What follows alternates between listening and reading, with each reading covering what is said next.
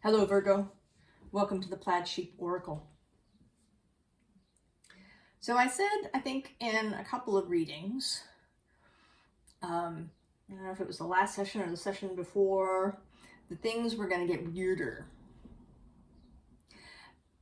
And I actually don't think that weirder is necessarily the right word, but things are going to get deeper. They're going to get, I don't know, more something. I'll find a word.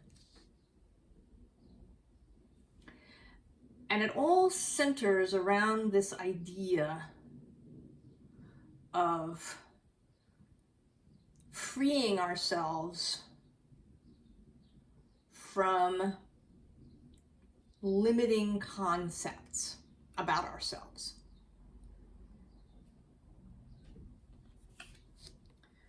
We begin with this Moonflower card. And a bit like Leo's reading that I just did, this reading does seem to be time specific, although the non-linear nature of the ultimate reality does mean that if you show up and watch this reading, 5 years from now, that it will still have something to say to you. But this Moonflower speaks to me of this Taurus new moon that is happening on May 19th at 28.5 degrees of Taurus. So trine Virgo.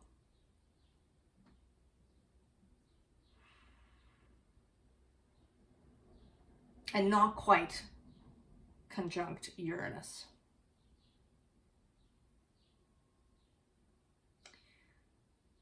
But it's also almost trine, it is trine right within a degree and a half of Pluto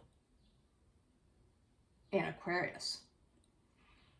And the moon exactly trining Pluto will happen just a few hours later.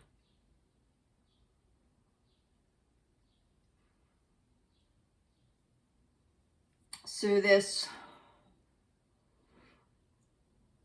transition from Earth to air, right? The moon moving from Taurus to Gemini. And the moon is exalted. She's exalted in Taurus, an exalted guest, an honored guest.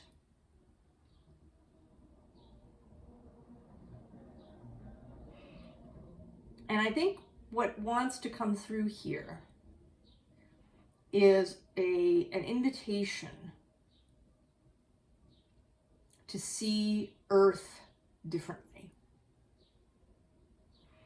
And a little bit of this came through in a Taurus reading just recently about Taurus seeing their power differently. When we say Earth, we generally, we tend to think of, soil or stones, earthy things that are really stable, solid, enduring. But the earth element also shows up in other places, right? Like in plants and trees.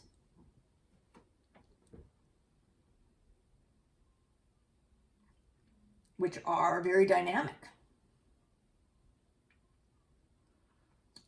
It shows up in volcanoes, right? When Earth becomes molten, or mudslides.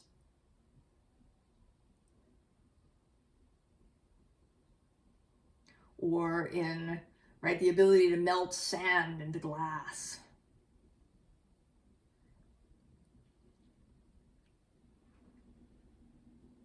This idea that glass is never quite, especially early glass, never quite solid. windows made a long time ago will get fatter on the bottom, right? Thicker on the bottom over time. All right, there's a kind of movement. It continues to move even though we don't see it.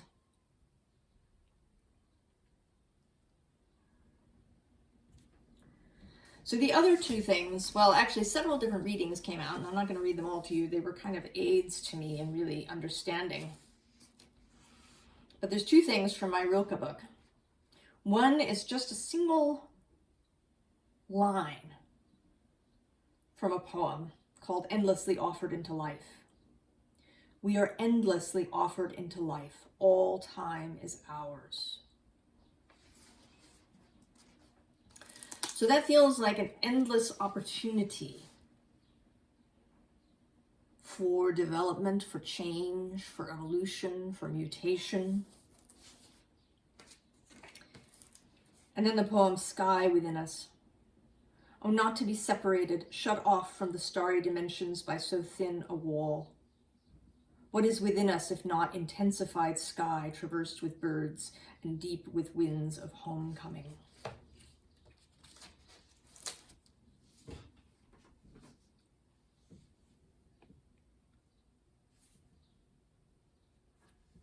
We begin with the emperor here as an underline.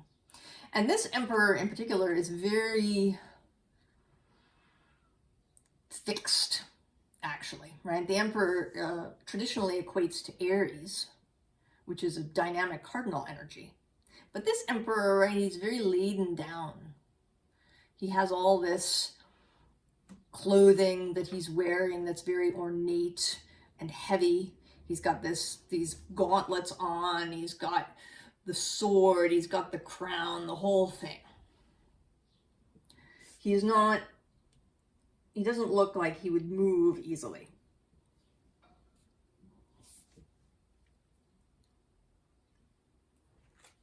And then there's the Seven of Earth underneath. And this is a card of Taurus, which is fixed earth. But there's also, right, this imagery of air, of the fairy. Right? Fairies are another sort of earthy set of beings who are also airy and ethereal.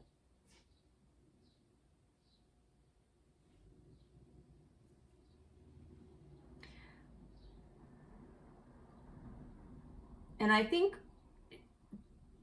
that those of us that have a lot of earth energy in particular, and humanity in general, right, because of, or at least I should say modern humanity, right, first world humanity,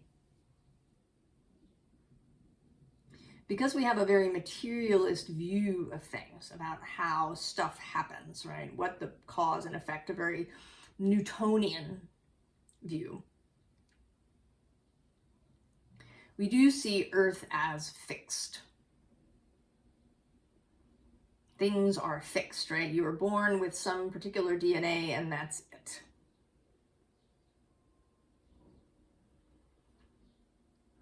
Right? We've built something and we've been doing it this way forever, right? This is the way it's always been done.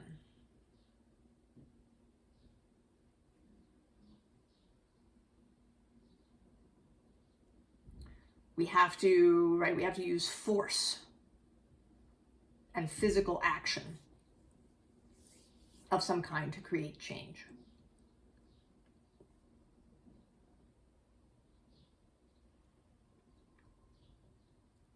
Because Earth is so fixed.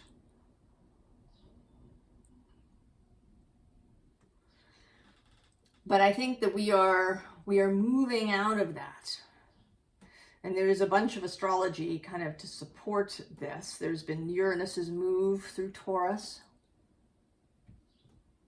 since 2018. There's Pluto's exit, right? His crossing Capricorn. And upending as ideas about fixity and what perhaps traditions, ways of doing things that we saw as fixed and immutable, now changing.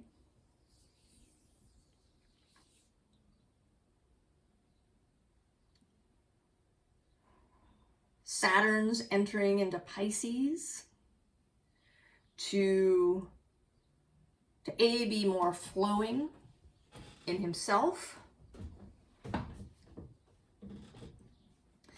and to create new ideas about what stability or structure can be, that maybe it can be more fluid when that is desired.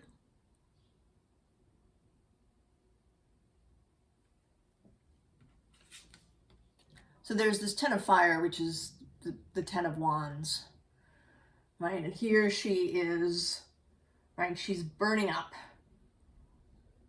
the old. And, this is writing in particular. And, that's another thing, right? Writing. When we invented, not just writing, but recording things for the long term, right? When we invented books and printing, so that stories and ideas were made kind of permanent. Right? Previously, the traditions were oral. Stories were passed down orally. And so there might have been evolution and change. Even if a story was memorized by a particular bard, it might have, shifted from group to group. But once something is written down, then it has the power to continue through time unchanged. And there's a great beauty to some of that, right? To books, to the ability to pass on a particular story, to share a particular story with a much wider group than an oral transmission could do. But it's also pinned things down. And I think we are, some of us, not everybody, I think we're beginning to see, we are seeing how we have pinned ourselves down with a particular mindset and a point of view and a set of ideas that we've had. Right, so here's this King of Fire, and right, that's you, Virgo. You're seeing this process that's happening. The burning up of a certain set of ideas. And the key here is to manage your own discomfort and or fear about this. Because I think that for the earthy among us, and maybe even, even the not so earthy, there can be a real fear with what was familiar, what was seen as the stable foundation being removed.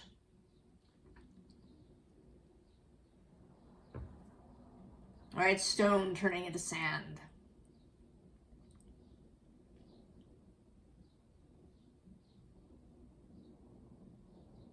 Or stone being seen as more changeable than we have seen it before.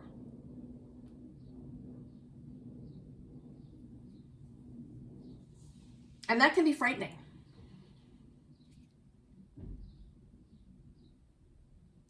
Especially if you don't really see right? You can't see the future clearly. I mean, I sort of feel like that's kind of a Virgo thing, right? Because it tends to, right, Virgo tends to be a planner. All right, the thinking, 6 moves ahead,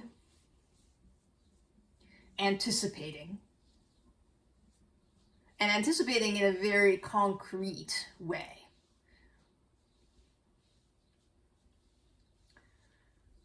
I mean, Virgo has the option to not do that, right? To reach out across the way to Pisces and to see ahead intuitively, right? To get a feeling of what is coming, rather than to try and control what is coming. Now, one of the readings that came out was from the Hobbit, and it's the scene where Bilbo has put all the dwarves in barrels, and they're being put into the river, and he just manages to get on a barrel himself, and so they escape the halls of the Elven King. So they get out, but it's scary, right? They're right, for the dwarves particularly, right, who are inside barrels. They have no idea where they're going. They're just being carried by the river.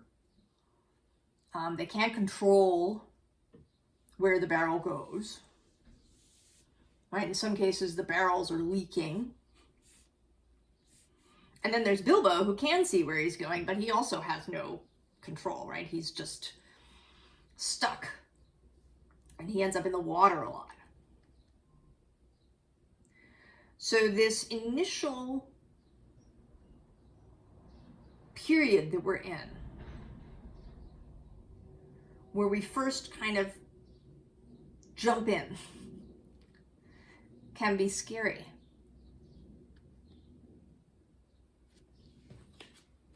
Right, this uncertainty of this high priestess energy.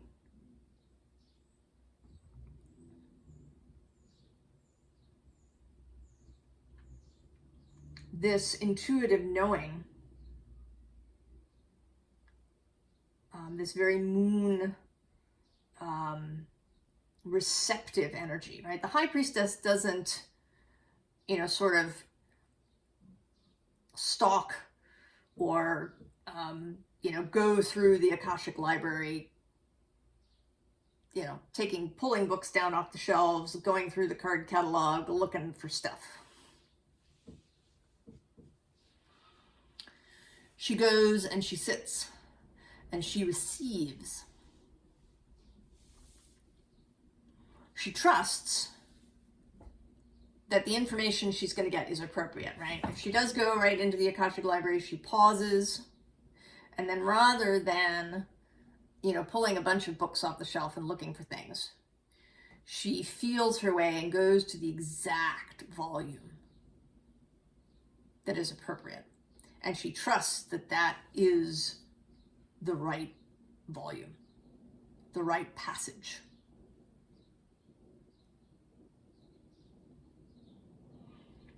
And I had this experience doing this reading because I got taken to several different books, which all had slightly different passages.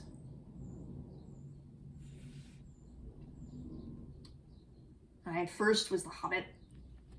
Then the second was a book called The Sibyl by Par Lagerkvist. And it's a kind of parable, but the scene is one of the narrator, or the sort of the main character, the Sibyl, having a very tumultuous sort of experience emotionally. She's not actually, she's sort of awakening after in a new place, and she's kind of figuring out where she is and what's happening. And all of this rising emotion that she has that can be uncomfortable.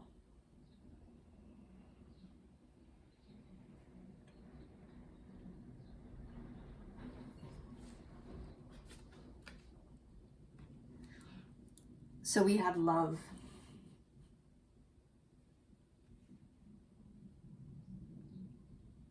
Right, the kind of the guiding energy for all of us. And love is it's kind of, right, it's become a very ordinary word, right? Like you can, love something on social media, or, right, put a little heart reaction.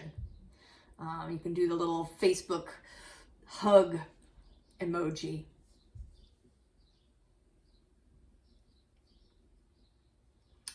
But in fact, what we're talking about here is much more vast than that.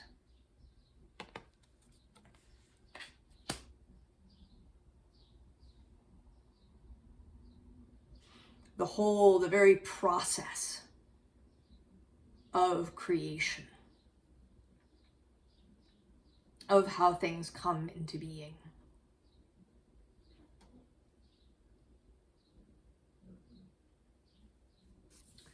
So then again, the buffalo, another hefty, solid image. And this buffalo is, right, looking this way. He has his back to this whole line, which is what we are being endlessly called into. First, there's the dolphin, who actually leapt out of the deck as I was shuffling and landed upside down.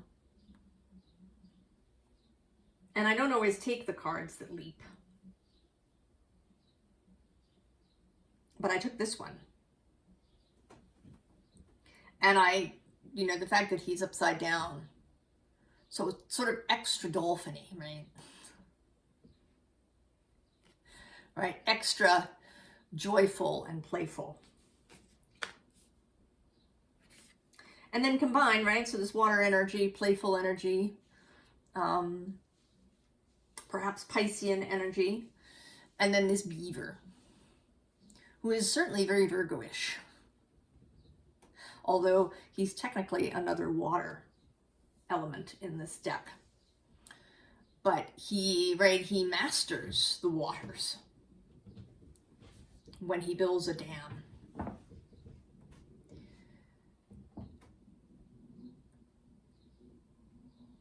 And I actually, I have no idea how beavers build, right?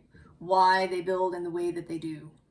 What is the process? Is there a planning process that goes on? Is it, do they pick up different bits and then stick them where it's required? Is it kind of an intuitive process? I mean, that seems more likely.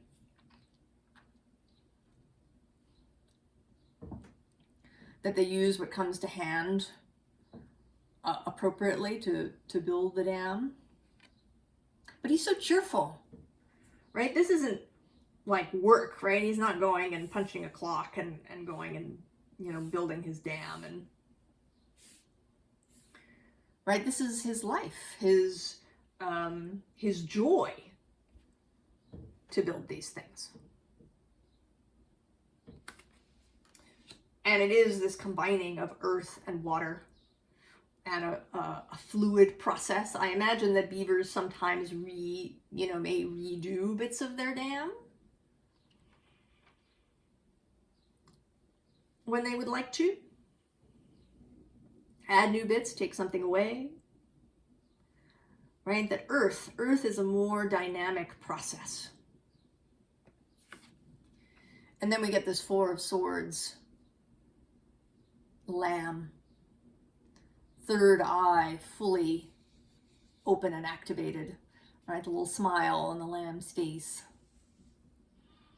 Right? These different swords, different ideas, able to be held simultaneously.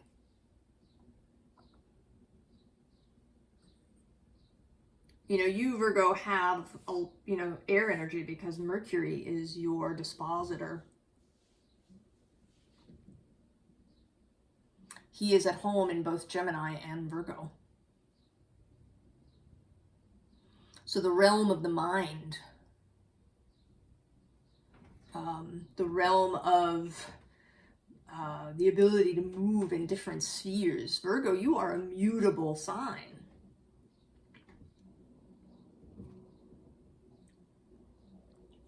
You know, Mercury is the cycle pump, able to go into the underworld and come back. These skills are available to you.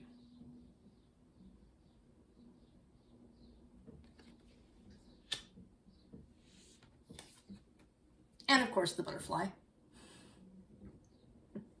I didn't even have to elaborate on this one.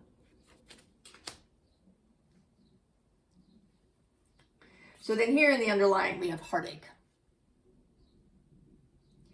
And I think that as a species, we have an enormous heartache. And that what we're longing for is to reclaim our whole true nature. Because we haven't just lost a spiritual nature, right? We haven't just lost our intuition and, being in touch with the ethereal.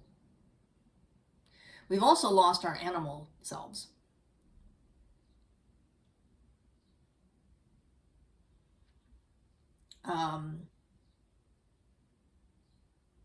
All of our lovely animal senses and skills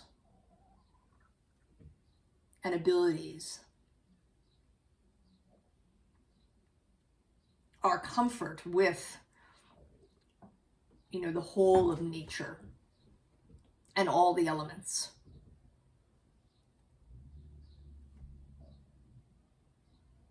We have so boxed ourselves up.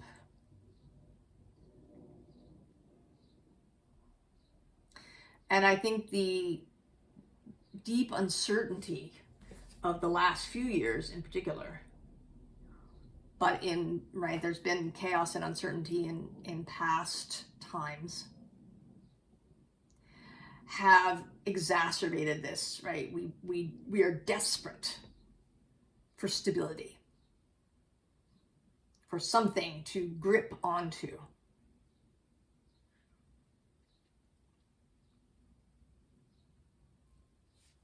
Because I think because we became cut off from all of these senses, both animal and ethereal.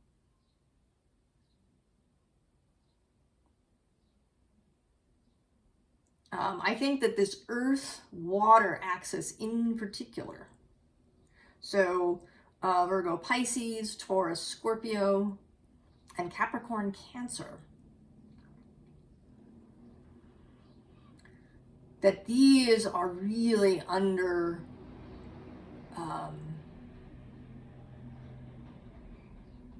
inspection, under consideration.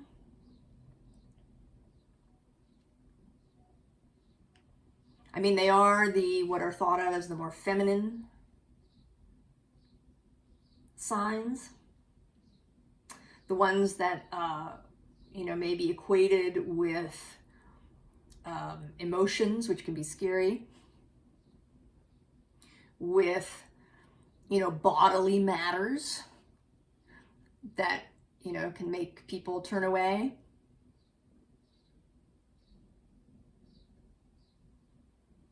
Right, the way that we've sanitized our lives, how we are separate from where our food comes from, how we are separate from what is happening in our bodies, how we rely on other people to tell us what is happening in our bodies, or to tell us how we feel,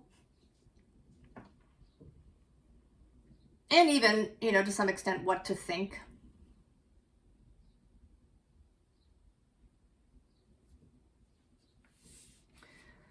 So we are being endlessly called into life, call into the gift.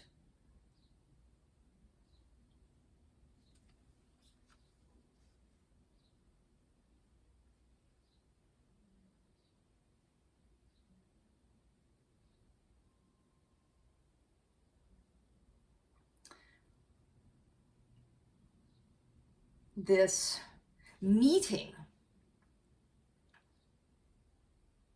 of things. Right? One might say, right, the four elements kind of coming together.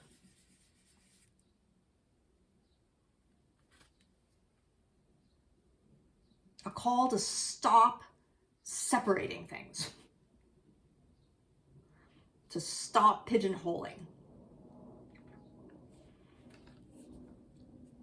Right? This doesn't mean, right, that Virgo and Pisces will become the same. But that their outline is blurry.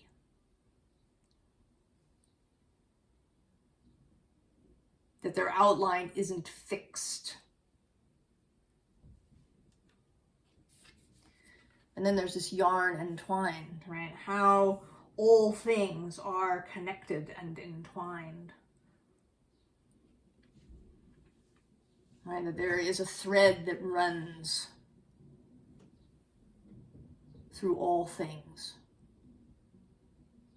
And that our particular thread is interwoven with other people's.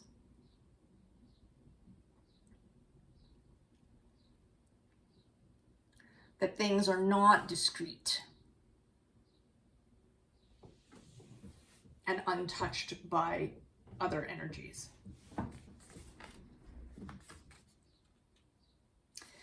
And then there's this Nid, Shadows and Nutrients card. Now, when I was learning the runes many years ago, Nid was about the need fire. So things that you needed to live. And in many, in cultures, right, this idea of the fire that was maintained. Either in a religious setting, as at a temple of Vesta, or in the home. Right, that you kept the fire going because fire was important. And people didn't have matches at the time. Right, if your fire went out, it might take you a little while to get it going again. And there is the metaphysical idea, right, of keeping the fire going. So what is the need, right? What need?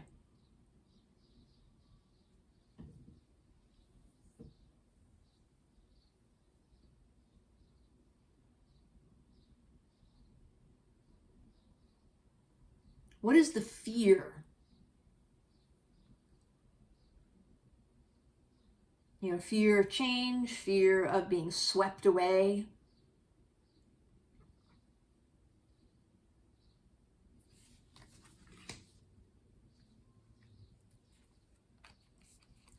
And then we have this journey card. And this journey card always feels a little sad to me. I kind of imagine that he's standing there, sort of cradling his heart. And he has no idea this owl is here.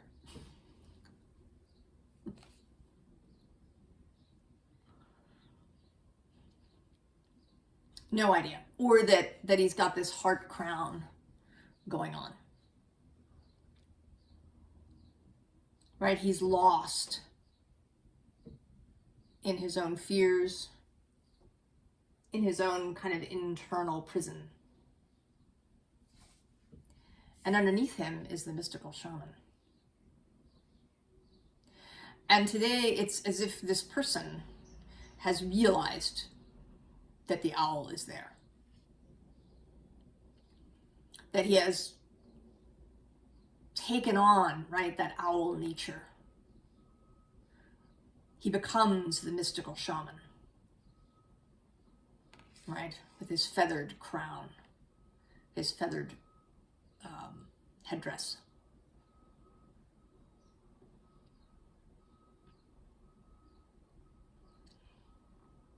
Coming back to your full, true nature as both human an animal, and also as source and ethereal, with an eye that can see all. That these coexist in you. And to cease breaking this up into parts. Well, I'm using my human self or I'm using my ethereal self. No. That these things are one.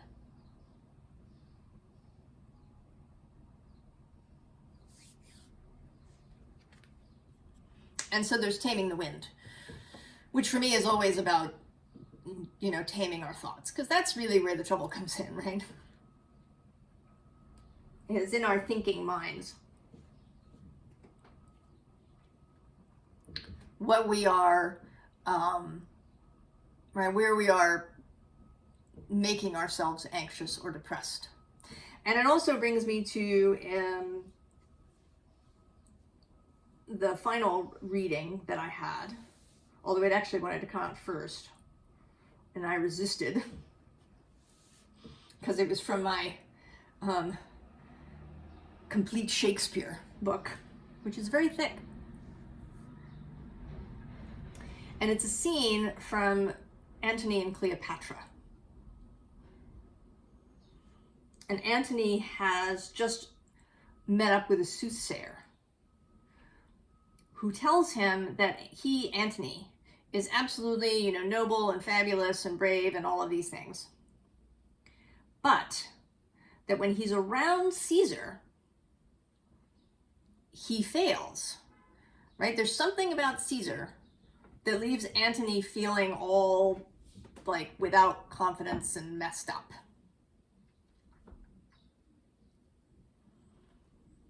So you should like leave.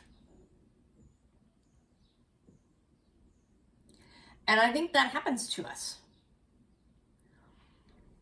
We have these pain points.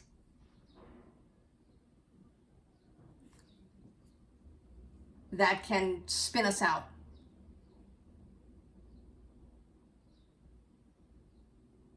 Right? We like to call them triggers, but I sort of prefer the term pain points.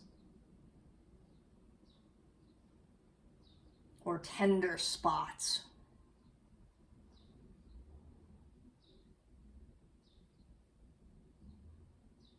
Where when the spot is pressed,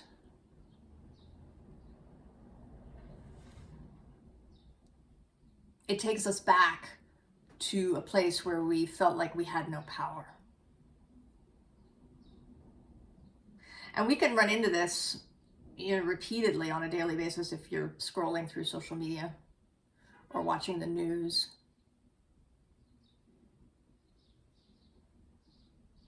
And even if the social media isn't, you know, doom laden, you may have really sort of what you think of as uplifting pages that you follow. But there's still, right, other people's opinions about stuff.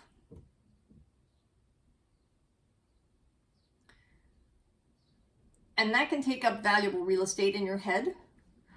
And it can push on some of these pain points.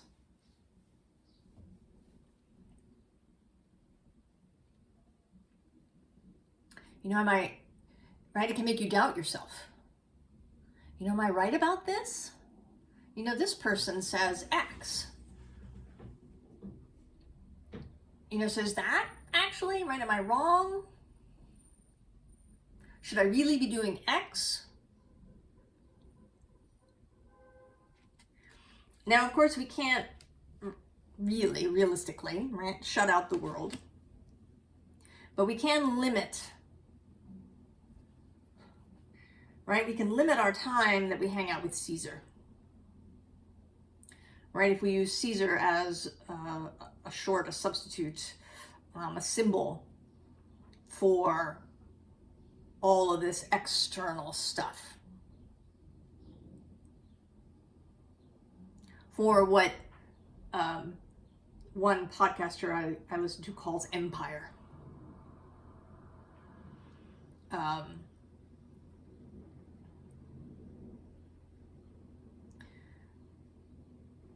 the, you know, this societal machine that exists.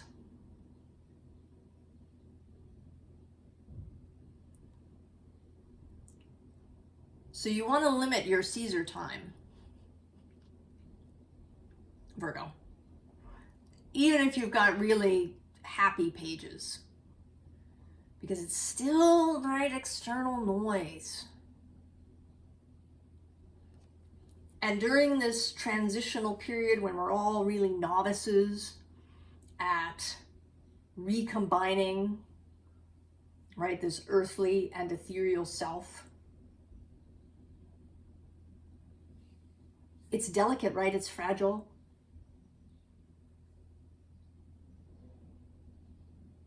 It needs time, right? This union needs time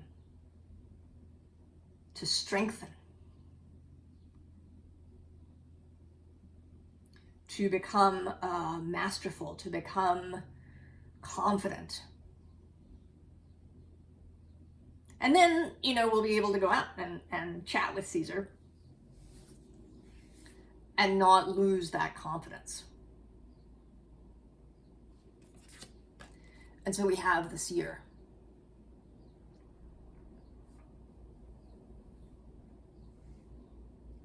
Right, coming into that ability to see what is relevant, and to know that if we see it, it is relevant. Then we're not going to see stuff that is for somebody else.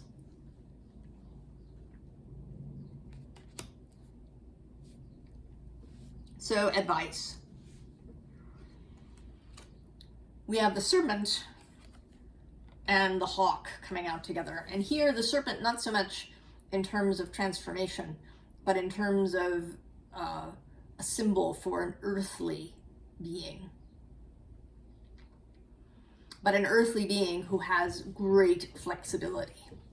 I mean, I don't even know, right, how many muscles, voluntary muscles, the average snake has to be able to move their body the way they do.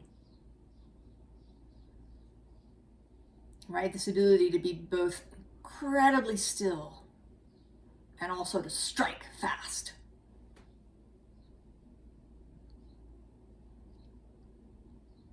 To move silently, or right, to rattle their warning.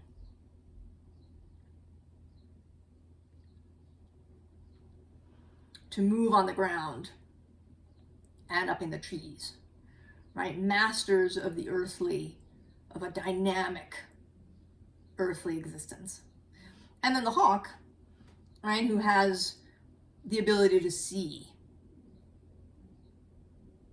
and to take flight.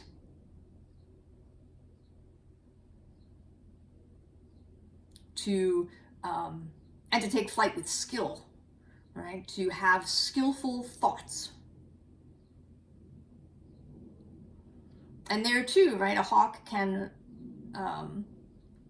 move very languidly, right? Just riding the thermals. I mean, you've probably seen them, right? Hawks circling higher and higher as they ride the warm air up, hardly moving their wings at all, just to steer a little bit. Or, right, like a peregrine falcon, who I think, and you can check me, moves at some incredible speed, like 200 miles an hour, when in a full dive for prey. Right? Wings almost flat against the body.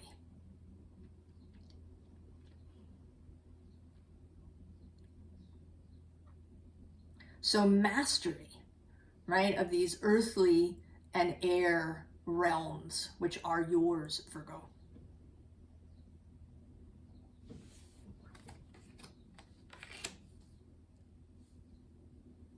And under the serpent, we have this focus card, which is certainly a very Virgo energy. But not an anxious, brows knitted together kind of focus, but an easy, relaxed focus.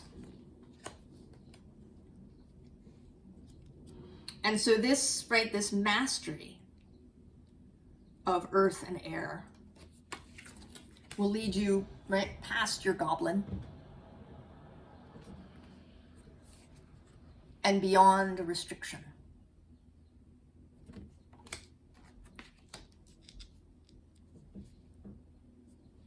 So Virgo.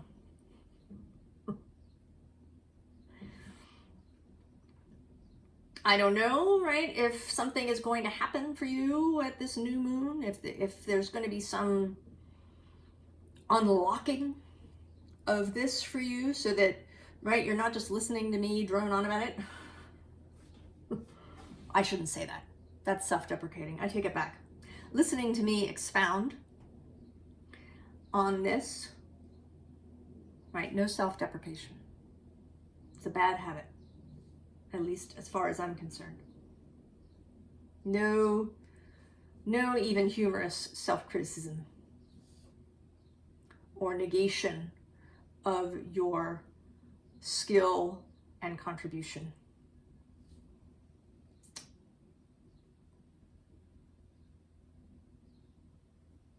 So I don't know, or if it's, maybe it's some particular transit you're having. But it may be that whenever it is that happens, that this will go from being words that you're hearing to being something that you can embody and really feel as true for yourself. And true in both senses of the word, right? True as in correct, and true as in level, right? Or done correctly, like truing to things when making a joint, right? To true something, and when crafting, when creating.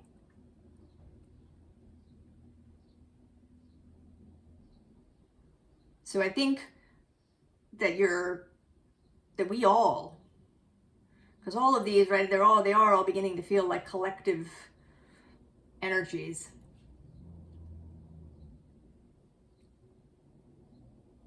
That we're moving into this reclaiming of the selves that we have lost over time. I wish you the very best, Virgo, and I will see you next time. So long.